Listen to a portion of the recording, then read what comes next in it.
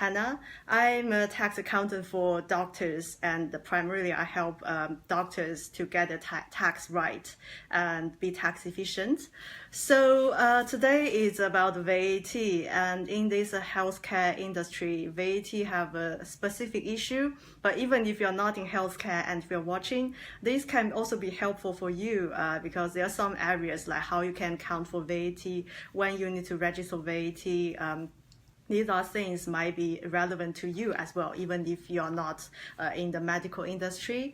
And then today I'm going to share just some questions that's asked by the client or something happened to the client, in particular in medical professionals. And then I will just answer them. But again, this is a broader level of guidance.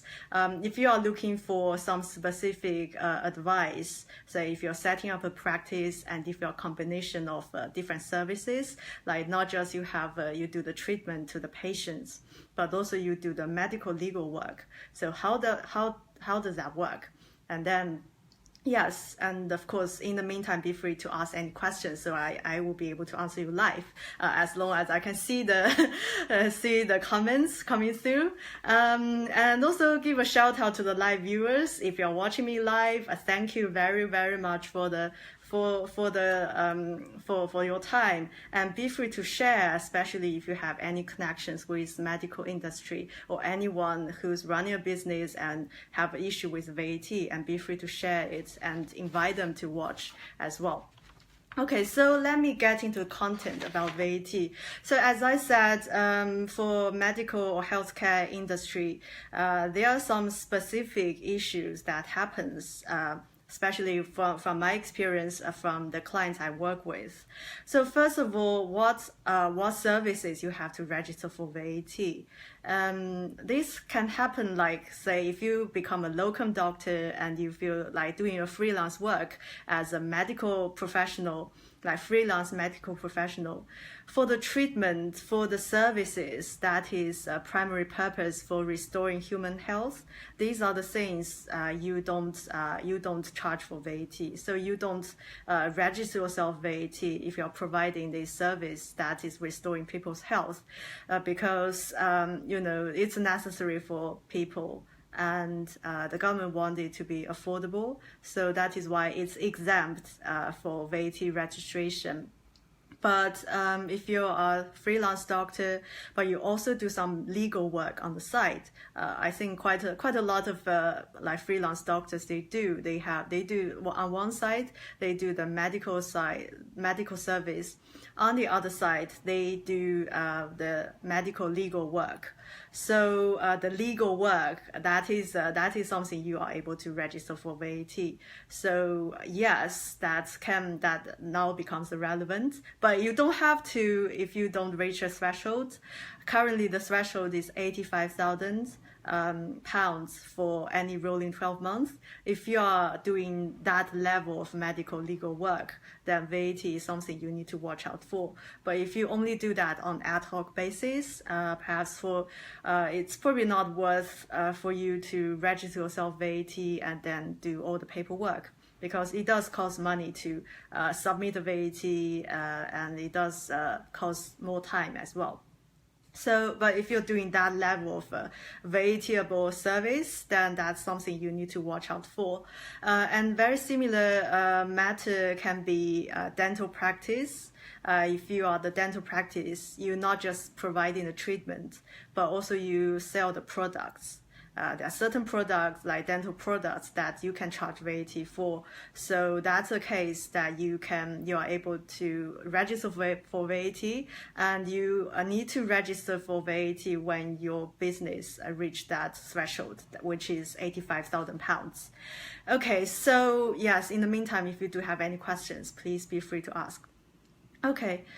One of the common questions is, do I need to register VAT? I think early on I've already explained, like if your service primarily is restoring people's health, then that's not. But if you're doing something extra or selling any products that are VAT-able, then that's the time you are able to register for VAT. And also one other matter can be, if you especially in the past, from before April this year, before the IR35 kicks in, there are lots of matters on agency workers. So if you're a locum doctor and work under agency, that can be a gray area because your company, you run a limited company, your limited company might become a staff supplier service. So your company is supplying medical staff. So in that bit, be really crystal clear with the contract between yourself and your agent as well as end clients. Be crystal clear about the working relationship. Are you working as a service provider, as a medical professional, or are your business, your company is providing medical staff? Because providing medical staff, that service is you can register for VAT. But if you're providing medical service as a medical professional, then that is not. So if you are still working outside IR35 and you're working on the agency, if that's the case for you, then that's something you need to bear in mind as well. But of course, any other further questions or anything that's specific for you, then be free to reach out for me and we can have a chat and see what we can do just to have a look at your situation. Okay, what if, say, if you're running a like private practice and you are providing enough medical legal work that is nearly the threshold, that's a time, of course, you need to watch out for VAT. Some people are actually asking, am I able to set up a different company just for medical legal work? So if you put all the VATable work to that company, so that's that company just to receiving the payment or just provide a medical legal service, then you can set up a company for that, especially if you're self-employed, a medical professional, and you also do medical legal work that also count as self-employment. Perhaps that part of work you are able to consider setting up a limited company and be tax efficient. That can be tax efficient for you as well, because you can get tax-free dividend. Dividend costs less than your personal income tax. So that can be tax efficient for you if you're on that level. But of course, when it comes to setting up different entity and everything, do seek for proper advice on that. Make sure that's something you're aware of, you're comfortable of, and then we can look at the tax efficiency and what you need to do. Okay, so in that case, that become very clear. You can run two businesses. One is for your general medical service, and the other thing is for your medical legal work. And you can set up a separate company for that. But one thing you cannot do is split the company. So you do the medical legal work, but you use two companies to run it. You think each of the company will be under the threshold, but because you are the person who provide the service, you control both of the companies. So in that case, actually, you need to combine the revenue when it comes to consider the VAT, because if that's the case, that you control both companies and both companies do the same thing. Especially you are the one providing the service, and so you cannot split the company. Even if you do that, you still need to combine both revenue when it comes to looking at the VAT threshold. So don't ever think you can split the company because it's reaching the threshold. Watch out for the nature of the service activity and also who's controlling it. Okay, so yes, when it comes to having a separate company just for the medical legal work, that's something you can do as long as you can segregate the service, the nature of the service, and make it very clear that company is only for the legal work. Okay, so the other question is when you need to register, and what if once you registered. So what if you registered? Of course, you can voluntarily register even if you're under the threshold, especially if you're worried about that.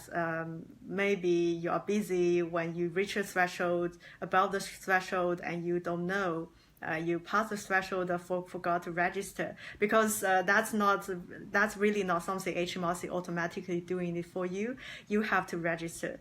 So for some people, even if they are under the threshold, they still register. Either they are worried about they are reaching the threshold, or they want to claim the expenses, the VAT on expenses back. So that's a case you can voluntarily register for VAT. And of course, whenever we register, we set up an effective date. Say, for instance, now it's November, you want to set up the effective date at 1st of December. So any services you provide since 1st of December and any invoices you go out, you will effectively be charging for VAT. Sometimes it can be time lag between you receive the VAT certificate and the time you set up as an effective date. Say, for instance, you initiate the registration, set up now, and set up yourself the effective date at 1st of December. But then it takes, you don't receive the certificate until 15th of December. So what you do in between 1st to 15th of December, you cannot officially charge VAT between that date. Because you do have to wait for VAT number. But one thing you can do is you can up your price by 20%, but just say that's a service fee.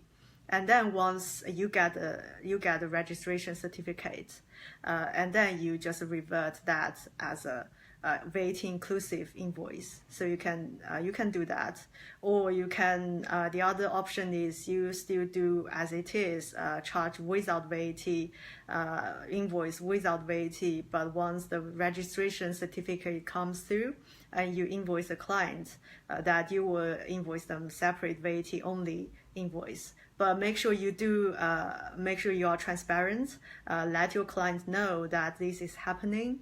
Make sure they set the expectation that there will be something extra they need to pay. So these are the two options. In practical, is really see what works the best for you, what you think is right for you to do. There's no right or wrong for that. That's purely your option. Okay, so what you need to look out for, and also, of course, from that date, anything you paid for, anything like overhead expenses that you paid VAT, you can start reclaiming that back by doing your quarterly VAT return. Okay, so that's something you need to be really organized with your paperwork on quarterly basis in order to submit the VAT return and reclaim anything that is you paid for VAT. And one other thing, perhaps lots of people, they haven't recognized, maybe didn't realize, or one thing, if you just newly VAT registered, you can backlog for some expenses. So for services, you can backlog for 6 months. For instance, you become VAT registered from 1st of December, but then you pay accountancy fee every month, last 6 months. Say if we backdate, say since June this year, you start paying for the accountant and they charge you for VAT. So from June, that's covered within the 6 months period. So in that case, you are able to claim those VAT from the accountancy fee. And also, if you have any equipment or any goods on hand on the 1st of December, so if you have a computer, you bought it like 4 years ago that you paid VAT on, and at the 1st of December 2017, you still have that computer.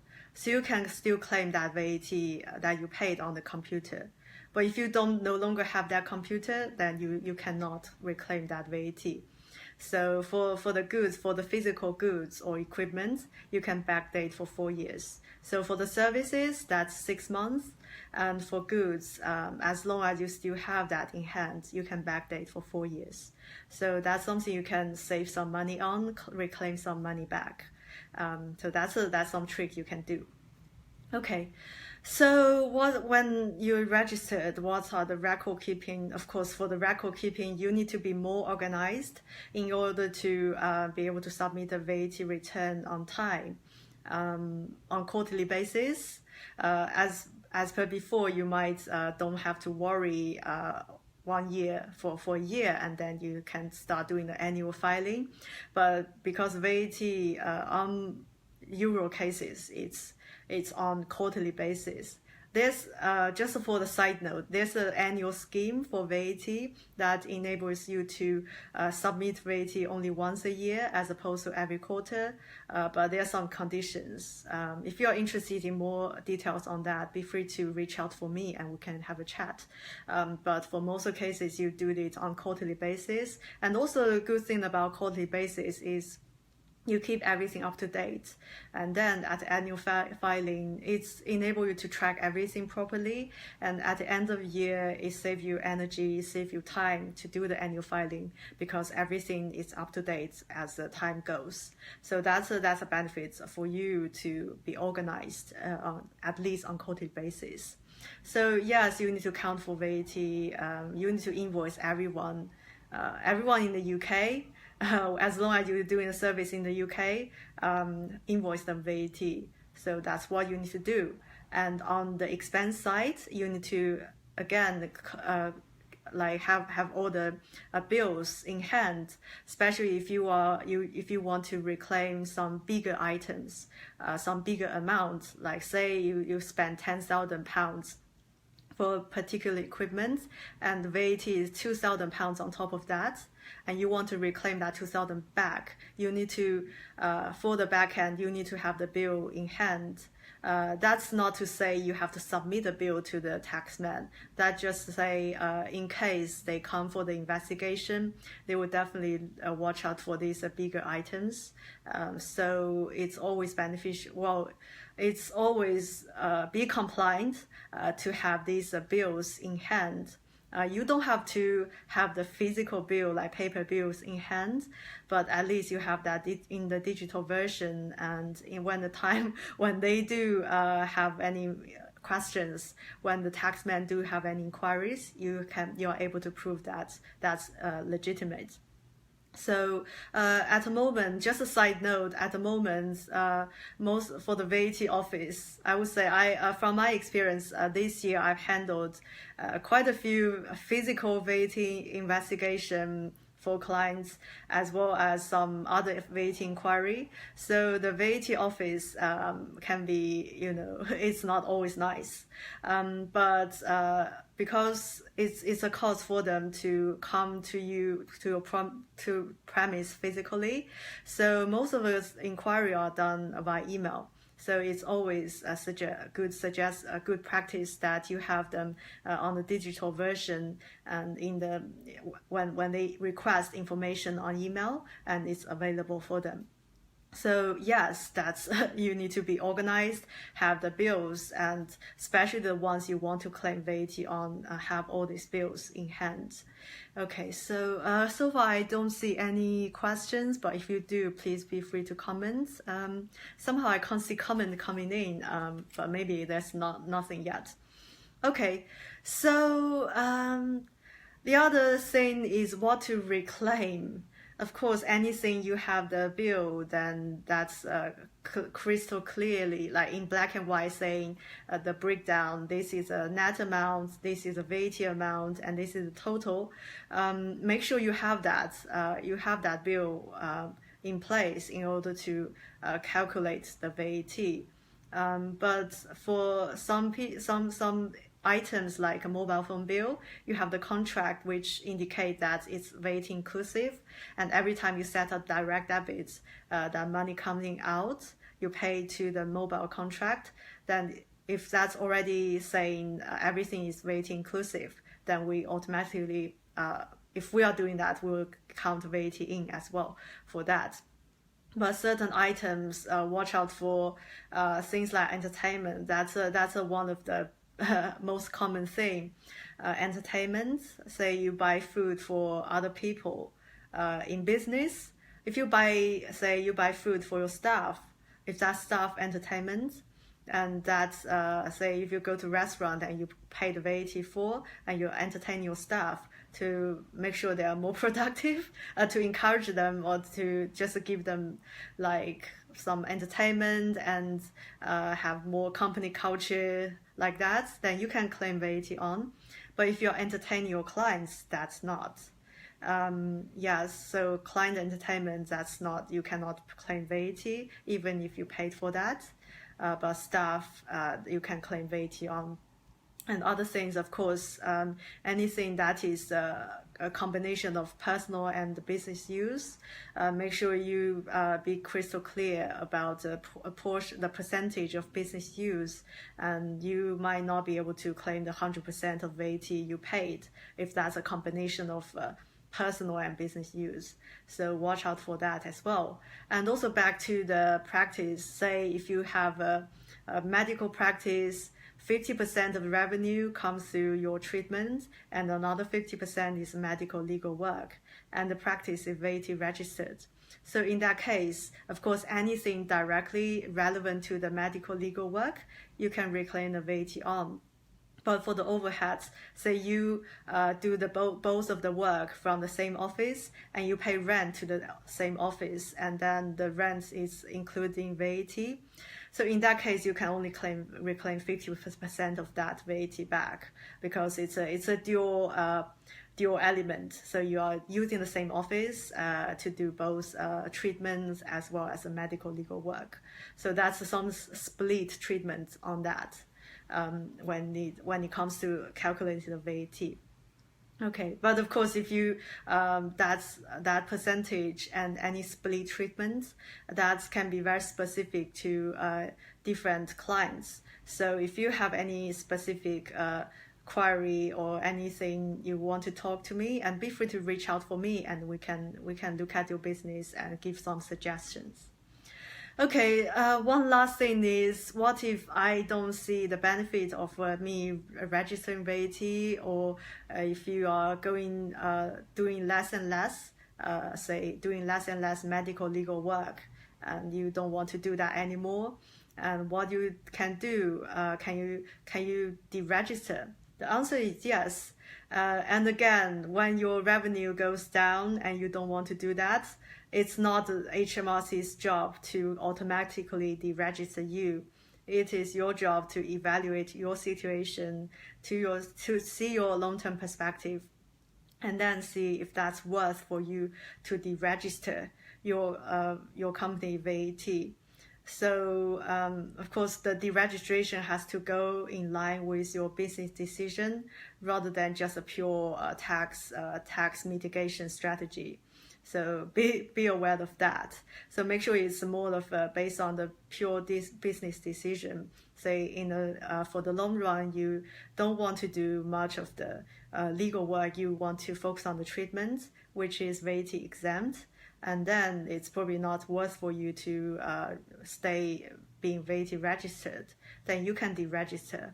But again, that's your job to evaluate your situation and then to initiate the deregistration.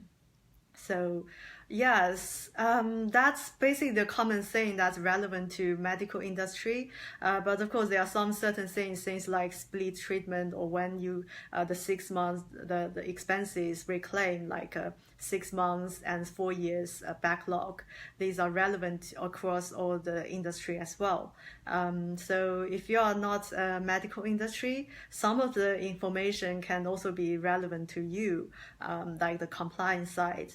And of course, if you know any other connections, any other contacts who are in the medical industry and who are in this sort of situation, like providing not just medical service, but also other services that can potentially be charged on VAT, then yes, be free to share this video and send the information across. It's always the case that need to be aware and get informed as much as possible upfront, then to avoid anything goes wrong. A lot of occasion that people get caught by a late registration penalty. That's just the time they didn't know, they didn't think, or they're too busy when the revenue goes up to 85 thousands, they wasn't aware of it. They were too busy to earn money. So I can understand that. There's nothing wrong with that, but it just for the sake of most people, make sure they are aware of it and prevent this from happening as much as possible. Okay, so yes, thank you very much for watching. Just a nutshell, today we covered VAT specific issues on in healthcare industry, like what services you can or cannot register for VAT, when you need to register, and what you need to do in terms of keeping your records. And also we touch a little bit on investigation, what the current status of investigation and what you can reclaim on VAT, as well as what to do if you want to deregister. Okay, so I hope you find this one useful. Of course, I do have my another Q&A, which is again specific for tax saving and money in my private Facebook group. So the link to the group is in the description. Be free to click in to the link, and then I will go live again. You will see me live again on Wednesday to answer more questions on tax and give more information. Okay, so yes, thank you very much for watching me, and hope to speak to you soon, and have a wonderful evening. Bye now.